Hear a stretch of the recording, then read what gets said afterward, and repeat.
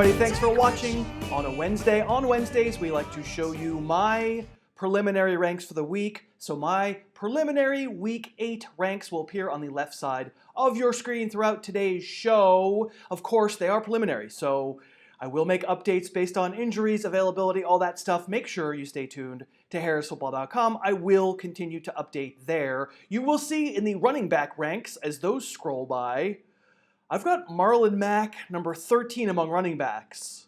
That feels gross. Last week was great. And actually, Mack has put up 2 good statistical weeks since his return from a hamstring injury. And of course, the thing I care about most there on this screen is that snap count. You know, the Colts had the ball a lot against the Bills, but that's a good defense to put that kind of numbers up against. And from watching the actual film, I can say Mack was definitively the starter. He played early downs. Nyheim Hines played passing downs. Jordan Wilkins worked in when someone was tired. To assume that one's game's usage is definitively the way it'll be for the rest of the season, that's silly, but it's a start. If you've been looking for an online sportsbook where you can play the games, I can tell you about the place that I've been playing for the last 3 years. They've been sponsoring my podcast for that long. It's betdsi.com. I think the best thing I can say about them is I don't have to think about them that much. Basically, it's a website that just works. The odds are there. The customer service is good. The site is mobile friendly. I make a wager. I don't think about it, and then I watch the game. And I think that's what's fun, is that if you're going to be watching a game anyway, sometimes it's fun to give yourself some rooting interest. So if you're interested in opening an account, go to betdsi.com. Use the promo code HarrisTube, and they will match your deposit up to $500. We thank BetDSI for sponsoring us this week. Okay, digging into the Mack film, I think you can see even from this early carry that Mack has a little juice. He does. It's only a 4-yard gain, but let's hold it right after he gets the ball here and see what he sees. He's got room to look around as he gets the ball, but he sees number 20 right there, about to fill the hole. He also sees his own right guard making a pretty good block, shoving a defender into that same hole. So Mack jump cuts into the hole that's about to happen and makes something out of it with acceleration that, I think you'll probably agree, looks different from some of your run-of-the-mill running backs. I don't want to sell Mack to you as a great player. And I think my rank of him might actually be a little aggressive. This has been sort of a typical good Marlon Mack run here in his short career. He's at his best when he can use that acceleration. This is a really nice running lane. Getting through it like he gets through it, it shows good acceleration. That little twitch there when he sort of avoids number 58 for the Bills, Matt Milano, that's how Mack typically makes his big plays. He's a bounce outside guy. He's a sprint guy. We'll take it. It's not a great recipe for every week's success, but we'll take it. But does Marlon Mack have super elite quickness? I think I would argue not. So this inside handoff out of shotgun has a chance to be a huge play. The Colts catch the Bills by surprise. Mack turns upfield, has a great big wide open space, one man to beat. And what does he do? That's not very good. Make a decision, make a cut, accelerate and go. I don't think there's any question that the truly quick runners in that league take this one a lot further, if not to the house. And Mack hesitates and doesn't cut it back against the grain. Good run, should have been better. And Mack had better be quick and accelerate, because for a decent-sized, 6 foot, 210-pound runner, too easy to knock off stride. Here's a play where he's getting knocked off by his own player, number 56 there, and then as he's going by, his leg gets clipped, and you just like to see him hit that whole thing with power. Not going to completely say this is a terrible run, but when I see a glancing blow knock a guy off stride like that, you know, even this one, I mean, that's a nice hole. He zips up through it, but watch how the tackle happens. That's number 21 of the Bills, Jordan Poyer, 191-pound safety, reaching out with one arm while being blocked and bringing Mack down. How many running backs in the league there get tackled with one arm? Guys who are Mack size. I think I would argue not many. And then just in the interest of completeness, here's Mack's first touchdown from Sunday. You know, this is one of those congrats you didn't fall down kind of plays.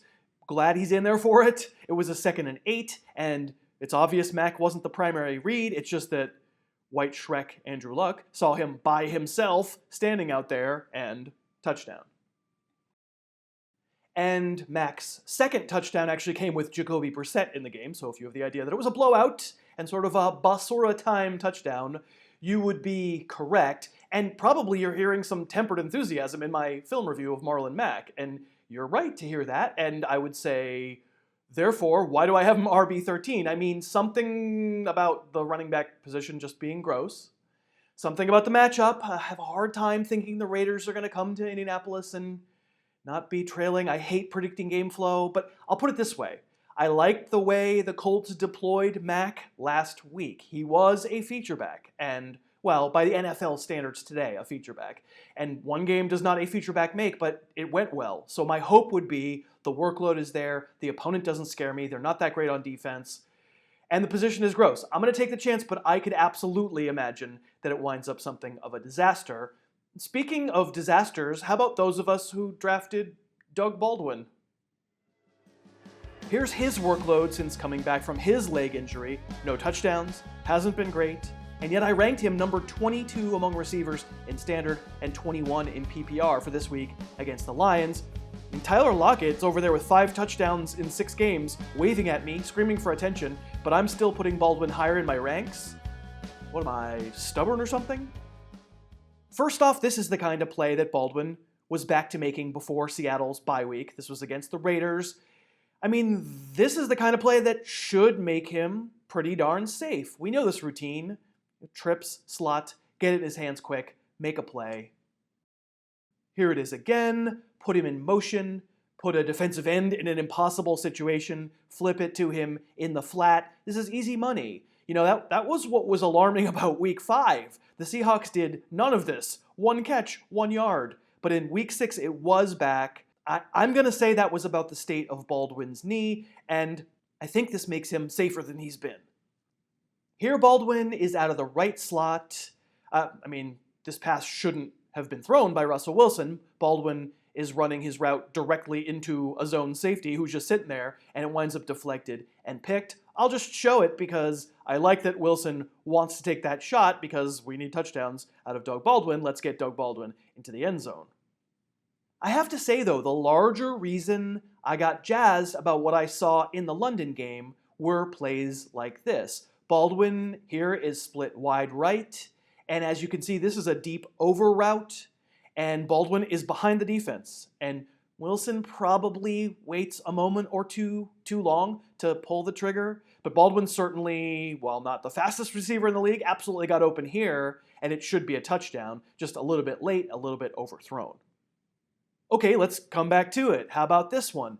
Split wide left. At the snap, that little delay, that's good. Really purposeful footwork to get the corner thinking, well, I'm heading to the sideline. Get the guy to turn his hips and then go. Baldwin again, knee looks okay to me. Not speed challenged here. Perfect throw. This is a great throw. And the DB recovers, but Baldwin made the concentration grab that we're used to out of him. And one more deeper shot. He's in the left slot here. This is a deep corner or deep over, and it's a hard route to cover out of the slot. The corner on that side has vacated because it's man. That means it's Baldwin against the safety, and we like Baldwin to win that kind of matchup, and here he does. That's what I loved seeing before Seattle's bye, and it's why I was able to get Baldwin back up close to my top 20 receivers, again, even ahead of the teammate Tyler Lockett. Now, you might make the argument that says, why am I taking a chance on Doug Baldwin? It's a super deep position. Why don't I just wait? There were a lot of disappointing weeks in there. Let's just see it happen again, and then I'll start to believe it. And I understand that, especially because Seattle seems to want to run like crazy. But I'm impressed with the way Seattle used Baldwin before the bye week. It strikes me that the knee only got healthier during the bye week, and Doug Baldwin's a playmaker. If he's going to get that kind of usage, both with the safer floor on the short stuff and the over routes where you're getting the deeper stuff, I think the touchdowns are going to come. Doug Baldwin's been a great fantasy receiver for several years in a row, even on a run-first team. I think he's a buy low, and I think in most situations, I'm going to use him in Week 8. Thanks so much for watching. Please, please, please smash that like button, write a comment, tell us who else you'd like to see us review film on, and of course, best of all, please subscribe to our channel and then click that little bell above the subscribe button and you'll be notified whenever we post a new video.